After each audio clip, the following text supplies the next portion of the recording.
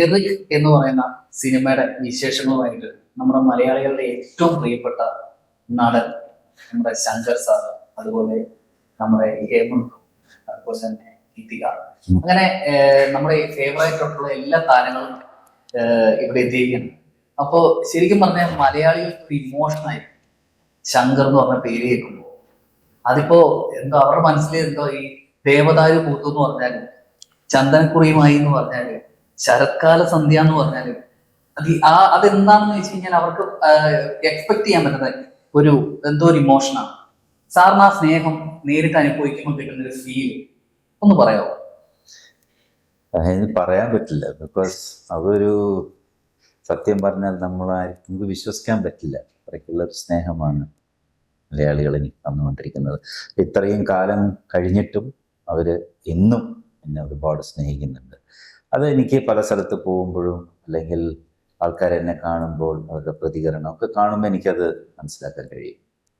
അല്ല സാർ ഒരിക്കലും ഇവിടുന്ന് ഈ മലയാള സിനിമയിൽ ഇപ്പൊ ഒരുപാട് സിനിമകൾ ചെയ്യുന്നില്ല എന്നുള്ളതല്ലാതെ, കാരണം സാറ് ചെയ്തിരുന്ന സിനിമകളൊക്കെ ആൾക്കാരുടെ ഹൃദയത്തിൽ, നമ്മൾ മുമ്പ് സിനിമ ചെയ്യുന്നൊരു സിനിമ ഹൃദയത്തിൽ ഉണ്ടെന്നുള്ള, അപ്പൊ അതിൽ സാറ് 100% സക്സസ് ആയ ഒരു ആളാണ്. അപ്പൊ സാറ് വീണ്ടും സാറിന് ഒരു ഡയറക്ഷനിലേക്ക് വന്നിരിക്കണം. അപ്പോ സാറിന് ഈ അഭിനയവും ഡയറക്ഷനും തമ്മിലുള്ള ഒരു ഡിഫറൻസ് സാറിന് എന്താണ് ഫീൽ ചെയ്തത്? അല്ല, അഭിനയം എന്ന് പറയുമ്പോൾ നമുക്കൊരു വേഷം നമ്മൾ അഭിനയിക്കുന്നു, നമ്മൾ വന്നു ചെയ്തു പോയി, പിന്നെ അതിന്റെ ഡബിങ്ങിന് പോയി, നമ്മളൊരു ഇൻവോൾവ്മെന്റ് എന്ന് പറയുമ്പോൾ അതിൽ നിൽക്കും, ഏതാ ആക്ടിങ്ങിലൂടെ. പക്ഷെ ഇപ്പൊ ഈ കാലഘട്ടത്തിലൊക്കെ കുറെ മാറിയിട്ടുണ്ട്. ബിക്കോസ് എല്ലാ ആക്ടേഴ്സും അവരെല്ലാത്തിലും ഇൻവോൾവ് ആവുന്നുണ്ട്, കഥ തൊട്ട് എല്ലാ കാര്യങ്ങളിലും ഇൻവോൾവ് ആവുന്നു. പക്ഷെ ഞാനൊക്കെ വളരെ പീക്കിലൊക്കെ അഭിനയിച്ചുകൊണ്ടിരിക്കുന്ന സമയത്ത് അങ്ങനെയല്ലായിരുന്നു. നമ്മൾ നമ്മുടെ ജോലി ചെയ്യുന്നു, പോകുന്നു, ഓരോരുത്തർക്കും ഓരോ ഡിപ്പാർട്ട്മെന്റ് ഉണ്ട്. ഡയറക്ടർ അവരുടെ ജോലി ചെയ്യുന്നു, എല്ലാവരും ആർട്ട് ഡയറക്ടർ അവരുടെ ജോലി ചെയ്യുന്നു, മ്യൂസിക് ഡയറക്ടർ അവരുടെ ജോലി ചെയ്യുന്നു, അങ്ങനെ സിനിമയായിട്ട് ബന്ധപ്പെട്ട് നിൽക്കുന്ന എല്ലാവരും അവരവരുടെ ജോലി ചെയ്തിട്ട് പോകുന്നു. പക്ഷെ ഇന്ന് ഒരു ഡയറക്ടർ എന്ന നിലയ്ക്ക് ഒരു സിനിമ തുടങ്ങി ആ സിനിമ തിയേറ്ററിൽ എത്തുന്നവരേക്ക് ഈ ഡയറക്ടറുടെ ഇൻവോൾവ്മെന്റ് ആവശ്യമാണ്. ഒരു കഥ എഴുതുക, അത് ഇൻട്രസ്റ്റിംഗ് അല്ലേ? ഒരു കഥ അത് ഇങ്ങനെ ഡെവലപ്പ് ചെയ്തെടുക്കുന്നു, അതിൽ നമുക്ക് എന്തെല്ലാം നല്ലത് ചെയ്യാൻ പറ്റും.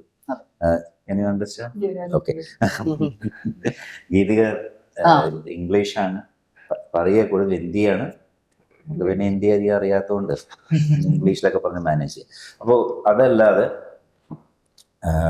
അടുത്തത് അതിൻ്റെ ഷൂട്ടിങ്ങിലേക്ക് വരുമ്പോൾ അതിൻ്റെ കാസ്റ്റ് ഷൂട്ടിങ്ങിലേക്ക് വരുമ്പോൾ ഇനിയിപ്പോൾ ഷൂട്ടിങ്ങിന് എന്തെല്ലാം ആവശ്യങ്ങളുണ്ട്, അത് കഴിഞ്ഞ് പോസ്റ്റ് പ്രൊഡക്ഷനിലേക്ക് വരുമ്പോൾ മ്യൂസിക് സൈഡ് എല്ലാത്തിലും ഡയറക്ടറുടെ ഇൻവോൾവ്മെന്റ് വലുതാണ്. അപ്പം ഞാനത് ഭയങ്കരമായിട്ട് എൻജോയ് ചെയ്യും. നമുക്ക് അതിലേക്കൊക്കെ ഒരു ഫിലിം ഡയറക്റ്റ് ചെയ്യാൻ പറ്റിയ 4ാമത്തെ പടമാണ് എൻ്റെ. എന്നാലും ഞാൻ കൂടുതൽ അത് എൻജോയ് ചെയ്തു. ഡയറക്ഷൻ തുടങ്ങിയിട്ട് ശരിക്കും കുറെ കാലമായി. 2000 അവസാനമൊക്കെ 2009 എൻ്റെ അടുത്ത ഫിലിം. മറ്റേത് ഞാൻ ചെറിയ ഒരു എന്താ പറയുന്ന കാട്ടി എന്ന് പറഞ്ഞൊരു ഷോർട്ട് ഫിലിം ചെയ്തിരുന്നു. 9 കേരളോത്സവമാണ് ഒരു ഫിലിം ആയിട്ടുള്ളത്. പിന്നെ മണൽ നഗരം തമിഴിൽ ചെയ്തു. ഇതിപ്പോ ആക്ച്വലി 4th ഫിലിമാണ്. വൈറസ് എന്നൊരു പടം, അത് അമേരിക്കൻ കമ്പനിക്ക് വേണ്ടിയിട്ട് അത് ചെയ്തതാണ്. Festival movie. ഫെസ്റ്റിവൽ. പക്ഷേ ഈ ഒരു 16-17 വർഷത്തെ ഗ്യാപ്പിൽ 4 സിനിമ ചെയ്തിട്ടുള്ളൂ. 4 സിനിമ ചെയ്തു. അതെന്തുകൊണ്ടാണ്? ഞാൻ പറഞ്ഞ അതൊരു മനഃപൂർവ്വം ഗ്യാപ്പ് എടുക്കുന്നതാണോ? പറ്റിയൊരു ഏറ്റവും കൂടുതൽ ഗ്യാപ്പ് വന്ന് 2015 ഞാൻ ലാസ്റ്റ് മണൽ നഗരം ചെയ്യുന്നത്. പക്ഷെ അന്ന് ഞാൻ പിന്നെ അത് കഴിഞ്ഞിട്ട് ഇപ്പൊ കുറച്ചു കാലം പിന്നെ ചെയ്യാമെന്നൊക്കെ ഇങ്ങനെ വിചാരിച്ചിരിക്കുകയായിരുന്നു. അപ്പോഴാണ് ഈ സ്റ്റോറി വരുന്നത്, എറിക്കിന്റെ സ്റ്റോറി. അല്ല, അതിനു മുമ്പ് വേറെ കോമഡി സബ്ജക്റ്റ് ആയിരുന്നു പ്ലാൻ ചെയ്തിരുന്നത്. അപ്പൊ അതെല്ലാം പ്ലാൻ ചെയ്ത് വന്നപ്പോഴാണ് ഇവിടെ പ്രളയം ഉണ്ടായത്. പിന്നെ അതങ്ങനെ ഒരു വർഷം അങ്ങനെ ഇതൊക്കെ കഴിഞ്ഞ് വീണ്ടും ഇതെല്ലാം പ്ലാൻ ചെയ്ത് വന്നപ്പോഴേക്കും കോവിഡായി. കോവിഡിൽ ഞാൻ പിന്നെ ഞാൻ UK-യിലായിരുന്നു ആ സമയത്ത്.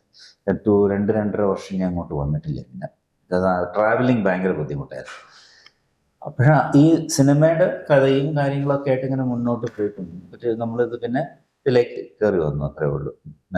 ആ സമയം പോയത് അതുകൊണ്ടാണ്. അല്ലെങ്കിൽ ആ ഒരു 2016-17 അടുത്ത സംഭവിക്കുമായിരുന്നു. അതെ.